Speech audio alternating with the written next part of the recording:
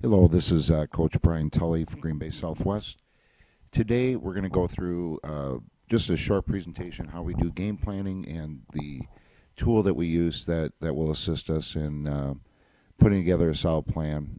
We start on, like most coaches, we start Saturday morning preparing for the next opponent, and I'll just kind of walk you through some of the things that we do and have found that really help us get the kids ready to go for the next week. What we're going to talk about is our offensive philosophy, formations and personnel groups, weekly practice periods, some of our film stuff. Offensive philosophy, and I'll just briefly go through this. Our offense is built from the red zone out. In 2012, we were 25 of 26 trips in the red zone. We scored a TD. So when we get there, we want to make sure we make something happen. We believe in running all of our plays to the ideal fronts for each play. So we have a complete check system in place. We believe that clarity equals confidence equals competence. So basically everything we do, including this game planning tool, is really designed to help us bring complete clarity to the kids so that they understand exactly what we're trying to accomplish. We'll adapt our system to fit the talent and strengths that we have. We tell the kids to develop their talent, and we'll find a way to use it. Many times during the year, we'll have somebody emerge. It could even be a scout team player, and we'll find a role. It might even be one or two plays that they kind of run, or certain personnel groups. We look to reward the emerging players. We run very few plays. We are multiple formations, and I'll show you a tool here. We run about 287 formations. We can run all of our plays from it. We feature team strengths, not people. We take what the defense gives us and adjust to what they're doing. We really don't care how people defend us. We're gonna find what we're looking for and make the adjustments necessary.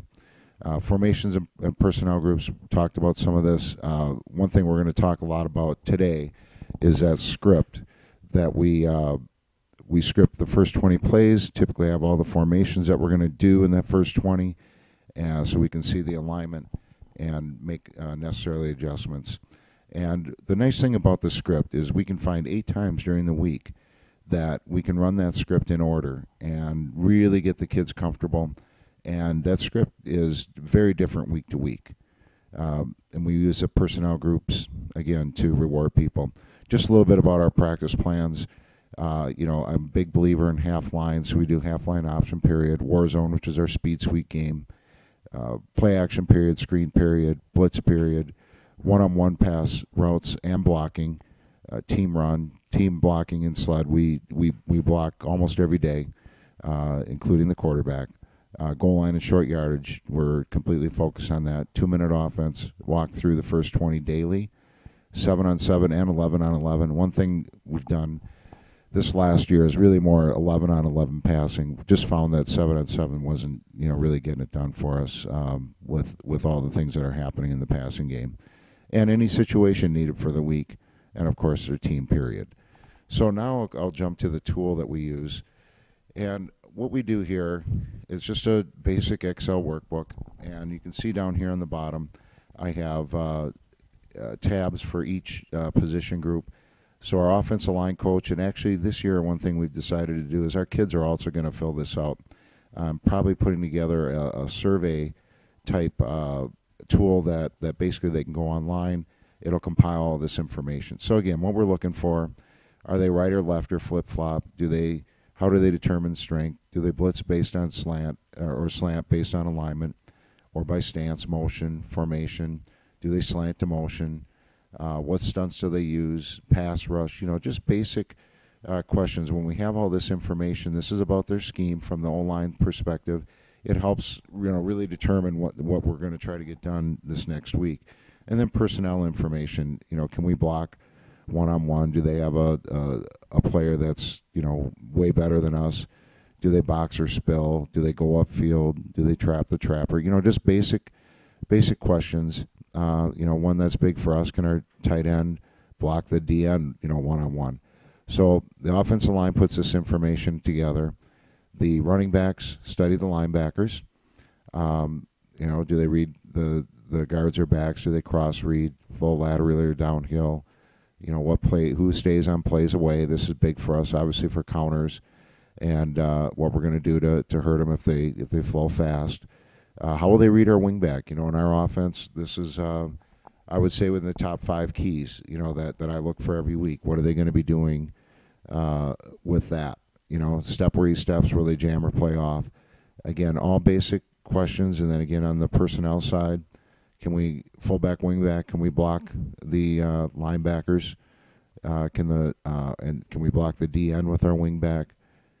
You know, and one thing I'm finding over the years, I can't believe how often, you know, we just have to wait till game time. You know, you have your best guess, or maybe if it's a player that played the year before. But I'm getting more and more where I'm trying to find this stuff out or confirm it in the first 20 plays, just because I'm surprised every week by a kid that the other team that I didn't think was as good, and he turns out to be much better, or vice versa. You know, someone that I thought was pretty good, and you know we could handle him pretty well.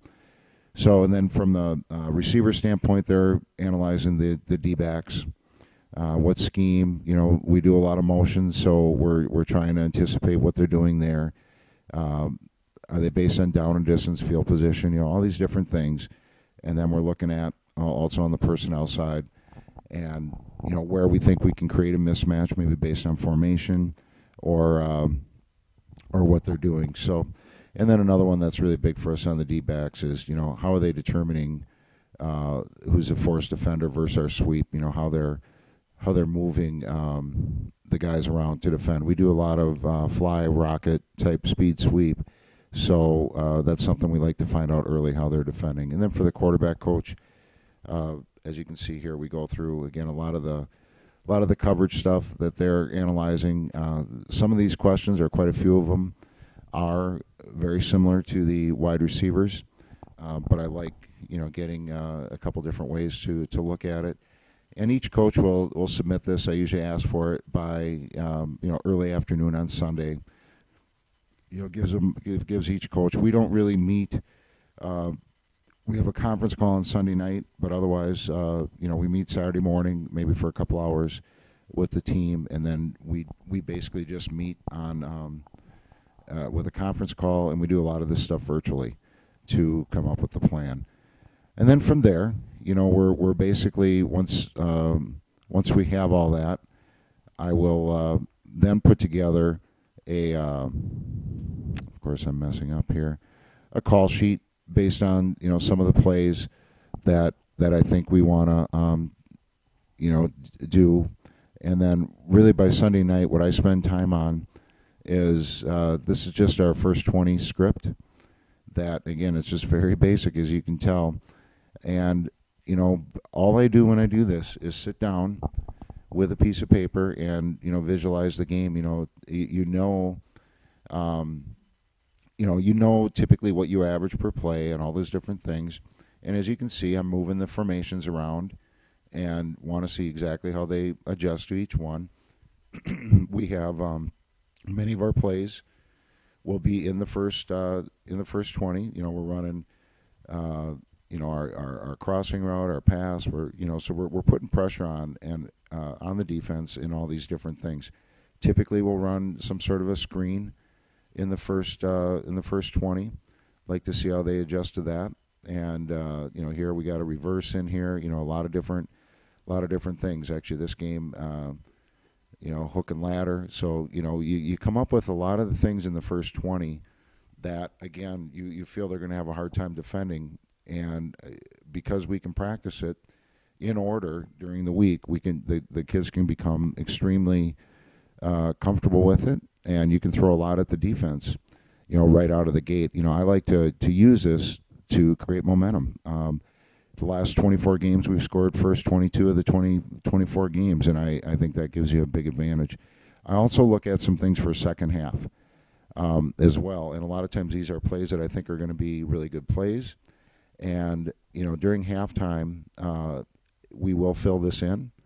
And, you know, a lot of times I'll look at it and anticipate some plays that maybe, you know, we're even saving for the second half and putting it in that second half script so that, again, at halftime we can prepare the kids with everything that that we want to do. They kind of know, and one of our big things for us is, again, we make great halftime adjustments, and typically we're scoring all but twice again in the first and the second half, which is a big deal for us.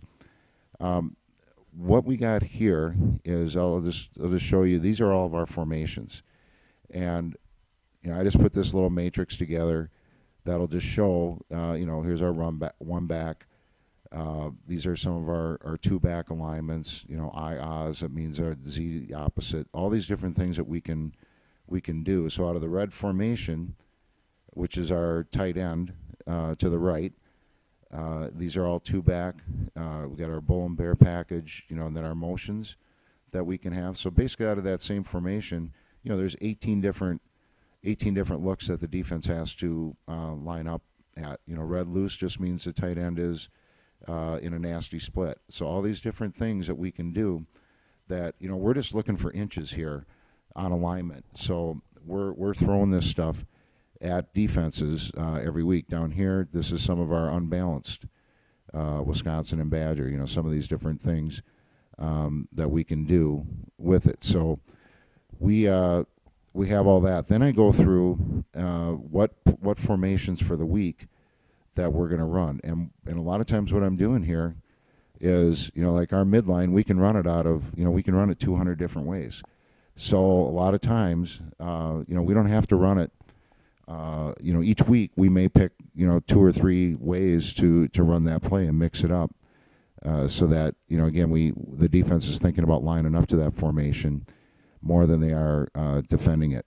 So again, these are all of our plays, and what I do is, again, really mix it up, week to week out of the formations, because we have all week to prepare for it and they don't. Then it basically comes down to, a little bit of a sheet here that with the formations and plays for each week, again, how we do it. This particular week we stuck with formations and ran the whole thing out of it. So, and we might not come back to it. So we change it up, quite a bit week to week. This was a team that defended the field, so we felt we had an advantage when we get to certain hashes, and so this game plan, some of the notes here were basically based on game plan, and it looked like what we were trying to do was a lot of unbalanced stuff into the boundary, they flip-flop to defend the field. Plays by down and distance, we'll put that together, and that's basically it. And then we will get the call sheet all together, basically at the end of the week, or by the this will be some of the things that we're looking at: the openers, what base runs we have in, second and long, 8+, second and 6. So we'll just use this, but. When you have this script, when you think about it, when you have these first 20, and it's going to tell you everything, and it's going to be different week to week, and the kids have gone through it a lot during the week, it really takes, and then you have a little bit of the second half, you're really only calling and preparing for, if you have 55 plays and, 25, 30 of them are pretty well scripted, it really doesn't, it's a lot easier to make that call on Sunday when you're sitting down, putting the game together, and again, many times it goes just how we want it, because we have all week to be able to prepare for it. So that's how we set up our game plans, and if you have any questions, just let me know, and we're here to help. So have a wonderful day, and take care.